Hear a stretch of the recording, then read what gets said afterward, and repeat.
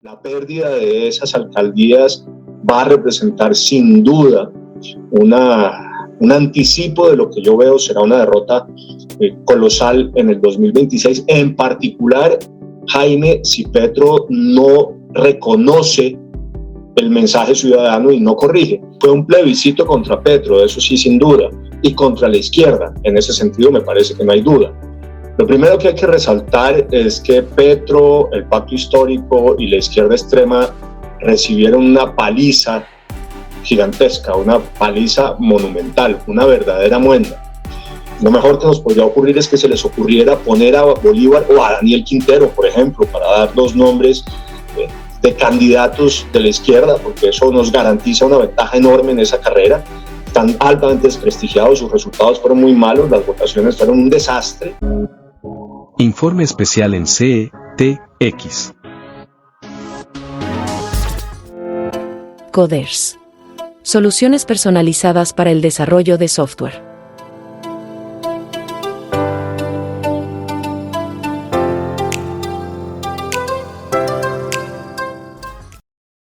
Bienvenidos a Informe Especial de CTX. Hoy nos acompaña Rafael Nieto Loaiza, a quien le damos la bienvenida a este informe. Rafael.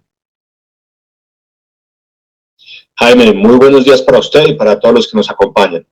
Bueno, comencemos con la interpretación de los resultados electorales del pasado domingo. Lo primero que hay que resaltar es que Petro, el Pacto Histórico y la izquierda extrema recibieron una paliza gigantesca, una paliza monumental, una verdadera muenda. Pierden en todas las grandes ciudades del país, incluyendo dos que han sido tradicionalmente bastiones de la izquierda. Perdieron en Bogotá y en Cali, que tradicionalmente habían votado izquierda. Perdieron en Medellín, en Barranquilla, en Bucaramanga y en Cartagena. En todas las grandes ciudades, y además perdieron en 30 de las 32 gobernaciones de Colombia, solamente ganan en Amazonas y en Nariño, y nada más. Habría que agregar, Jaime, que la derrota además ha sido muy amplia, es decir, no fue solamente que hayan sido derrotados, es que fueron derrotados de manera estruendosa. Lo de Bolívar en Bogotá es muy sintomático. Bolívar no alcanza ni siquiera el segundo lugar y la distancia entre Galán y Bolívar es de más de 30 puntos. Enorme. El petrismo pierde en Bogotá casi el 70% de su votación de segunda vuelta. Así que no fue simplemente una derrota, fue una derrota en toda la regla. Pero el candidato en Cali del Pacto Histórico queda de tercero. La distancia entre Fico Gutiérrez y Upegui en Medellín, que era el candidato del pacto, es de 60 puntos. En fin, por donde lo vea usted, la derrota fue una derrota monumental, una muenda, como diríamos en términos coloquiales. Y eso es lo primero que hay que resaltar. Lo segundo es que quedan en manos de la oposición todas las grandes ciudades y las principales gobernaciones en Colombia. Y eso va a hacerle más difícil a Petro el ejercicio de su gobierno. Lo tercero es que en la medida en que el grueso de los parlamentarios ganó gobernaciones o alcaldías de la oposición y de los independientes, las posibilidades del gobierno de Petro de conseguir los apoyos en el Congreso de esos parlamentarios disminuye.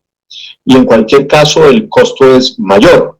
Ya esos parlamentarios no necesitan a la Casa de Nariño para tener burocracia, presupuesto, capacidad de contratación. Tienen alcaldes y gobernadores que ayudaron a elegir. Y hay otro elemento que corre en paralelo, y es que esos parlamentarios se han dado cuenta que juntarse con el gobierno tiene costos en las urnas, tiene un costo electoral, y por tanto van a ser más cuidadosos de no aparecer como si fuesen aliados o cómplices de Petro. Así que la gobernabilidad para Petro en el Congreso va a ser más difícil, no le va a ser tan relativamente sencilla como le ha sido hasta hoy Jaime, y eso hace que sea más complicado para Petro conseguir las mayorías en el Congreso. Hay un cuarto elemento y es que la carrera presidencial, Jaime, tiene nuevos elementos. Dos de los candidatos de la oposición salen del juego porque fueron electos alcaldes, Alex Char en Barranquilla y Fico Gutiérrez en Medellín. Jorge Robledo sale, creo, también de la baraja porque sus resultados en Bogotá fueron muy pobres. Creo que fue una aventura mal pensada la de Robledo.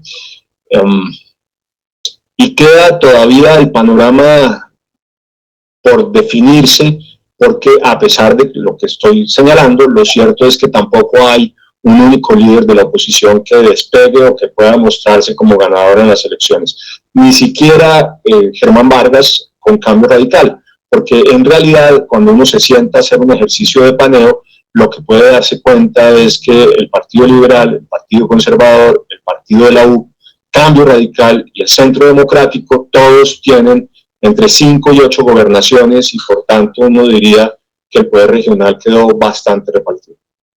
Es decir, puedo interpretar que usted está diciendo que esta no fue realmente una primera vuelta presidencial como muchos lo dijeron en su momento.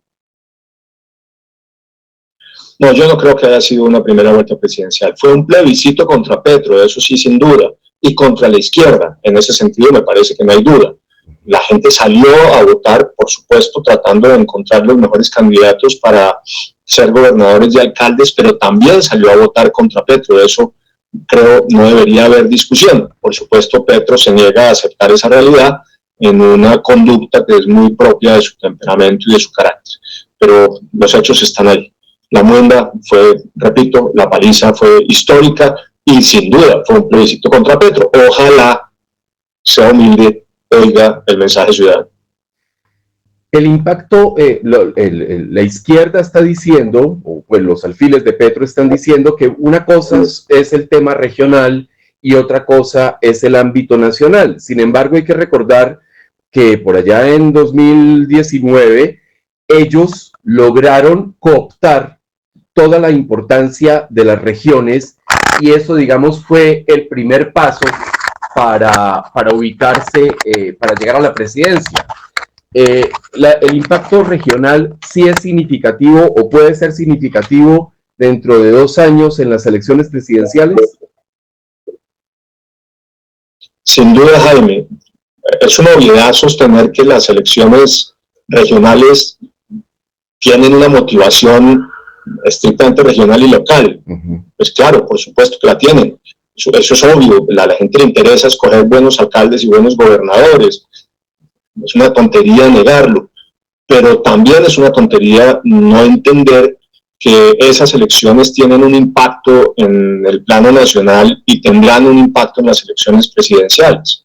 Para ello, las del 2019 fueron muy importantes porque consiguieron la alcaldía de Medellín por vía de Quintero, la de Cali por vía de Jorge Iván Ospina, la de Bogotá por vía de Claudia López, que claramente apoyó a Petro en las elecciones presidenciales, y esas alcaldías más la de Cartagena con William Dow fueron muy importantes para la elección de la izquierda y de Petro en el 2022. Pues ahora se puede hacer el mismo ejercicio, pero al revés. La pérdida de esas alcaldías va a representar sin duda un anticipo de lo que yo veo será una derrota colosal en el 2026, en particular, Jaime, si Petro no reconoce el mensaje ciudadano y no corrige.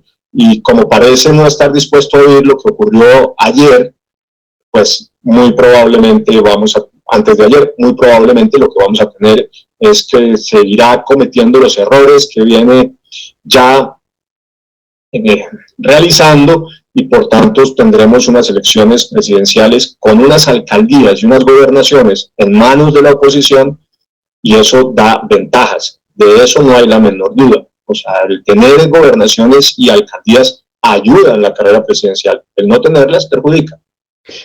Hay un hecho, y me parece interpretarlo a usted en lo siguiente: la oposición a Gustavo Petro está dispersa. los liderazgos no están surgiendo con la fuerza, la contundencia y la convicción que deberían surgir. Eso tiene que arreglarse rápidamente en Colombia. No sé qué opina al respecto. No sé qué tan rápidamente, Jaime. Lo que muestran estas elecciones de nuevo es que el poder regional quedó repartido y el poder político también. No hay un líder de oposición que sea claramente destacable en el resultado de estas elecciones. Repito, quedaron repartidas gobernaciones y alcaldías en el grueso de los partidos políticos. Nadie puede salir a cantar una victoria como si fuese solamente la de él. Yo lo que creo, en todo caso, Jaime, es que a estas alturas todavía, faltando casi 3 años para las elecciones del 2026, es prematuro tratar de encontrar un único líder que aglutine a toda la oposición. Me parece que si entráramos en esa dinámica, generaría más daño que beneficio. Lo que hay que permitir es que esos liderazgos que están ahí en los distintos partidos y movimientos y los que puedan surgir se proyecten en estos algo menos de 3 años que faltan para las elecciones y podamos ir definiendo reglas de juego para encontrar cuál va a ser el candidato de oposición que le va a hacer el enfrentamiento a lo que venga de la izquierda. Pero dicho esto, Jaime, tampoco la izquierda parece tener candidato. Digamos, es bastante claro que la izquierda radical se quedó sin candidato. Lo de Bolívar es una tragedia para ellos. Lo mejor que nos podría ocurrir es que se les ocurriera poner a Bolívar o a Daniel Quintero, por ejemplo, para dar 2 nombres de candidatos de la izquierda, porque eso nos garantiza una ventaja enorme en esa carrera. Están altamente desprestigiados, sus resultados fueron muy malos, las votaciones fueron un desastre. Pero digo, si usted además lo saca del juego, tampoco es que tenga otros nombres de izquierda para poner sobre la mesa. La centroizquierda tiene a Claudia López. Sí, pero tampoco al Partido Verde le fue bien. El Partido Verde tenía la alcaldía de Bogotá, tenía la alcaldía de Cali, por ejemplo, y las perdieron. Ni siquiera presentaron un candidato en Bogotá.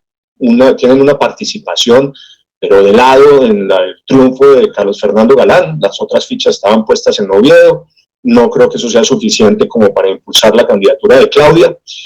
Solamente mantienen Boyacá, pero tampoco es posible sostener que Carlos Amaya esté jugado por una candidatura de Claudia López. Así que en la centroizquierda está Claudia y no hay tampoco mucho más, pero no es una candidatura especialmente fuerte, porque además a Claudia tampoco es que le haya ido extraordinariamente bien en la capital. Y del otro lado lo que hay son un conjunto de figuras que tienen que decantarse, a las que uno les pediría sobre todo que sean capaces de establecer unas reglas de juego comunes para la escogencia, faltando 1 año, 10 meses de un candidato único para enfrentar a lo que venga del otro lado. Pero dicho esto, Jaime, aquí uno tiene siempre que recordar que en Colombia hay 2 vueltas. Y que por tanto la posibilidad de que haya un balotaje, que haya una segunda vuelta, permite al final alinear las candidaturas que no parecen ir en el mismo canal para finalmente quedar todas juntas en una alianza que permita enfrentar la segunda vuelta con posibilidades de éxito. Idealmente, insisto, Jaime, que definan unas reglas de juego para poder escoger un único candidato, pero si no, tampoco es una tragedia, ahí está la segunda. Finalmente, Rafael, un albur. ¿Petro se va a radicalizar en las próximas semanas o en el próximo año, por ejemplo?